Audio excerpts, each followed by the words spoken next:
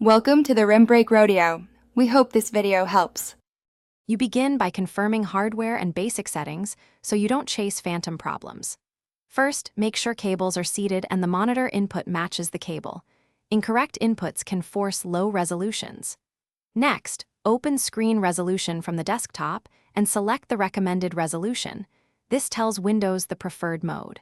Finally, if a GPU control panel exists, open it to verify scaling and orientation. These panels often override Windows settings, so check them now before moving deeper. If the basic steps didn't fix it, focus on drivers because most resolution issues stem from outdated or corrupt drivers. Open Device Manager, expand display adapters, and try Update Driver. If problems persist, uninstall the adapter and restart to let Windows reinstall it.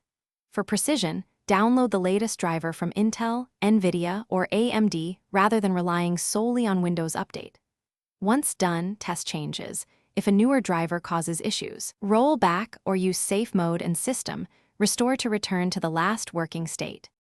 To finish, set the refresh rate and scaling to match the monitor's native specs so images are crisp and motion is smooth.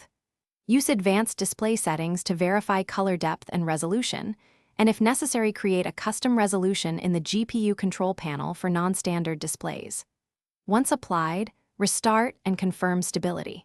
If problems persist, swap cables or ports and test the monitor on another computer. Isolating hardware versus software quickly pinpoints the next fix. This tip saves time when nothing else works.